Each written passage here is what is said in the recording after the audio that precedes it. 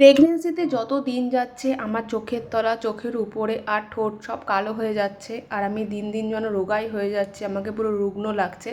চলো দেখা যাক ভিটামিন সি মেখে আমি ফর্সা হতে পারি কি না। আজকে আমাদের বাড়িতে মা পুজো দেবে, প্রত্যেক মাসে মনসা ঠাকুরের কাছে পুজো দেয়। প্রতিদিন তো দেয়, মানে মাসে দুধ কলা দেয়। তো কিছুদিন মা দিতে পারেনি। সকালে উঠে দেখি মা সব কিছু রেডি করে ফেলেছে। এবার ঠাকুর মন্দিরের সামনে সব কিছু গোছাবে, আরও অনেকে আসবে পুজো দিতে, কারণ অনেক দিন ধরে মা পুজোটা দেয়নি। তাই আমিও মার পাশে বসে আছি, মা পুজো দিচ্ছে, এসব দেখছি বসে বসে। তো আজকে আমাদের খাবার খেতে অনেকটা লেট হবে, কারণ মা সকালবেলায় পুজো দিচ্ছে। দেখো ঠাকুরের সামনে সব কিছু সাজিয়ে নিয়েছে, আরও অনেকে আসবে একটু পরেই। এখন সব কিছু রেডি, মা এদেরকে প্রসাদ দেবে। তো আমি তো প্রসাদ খেতে পারবো না, যাই হোক। তারপর মা ঘরে আসে, ঘরে এসে রান্না করে।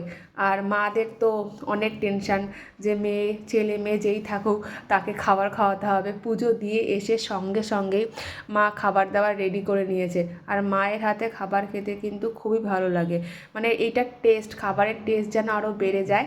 তো টাটা।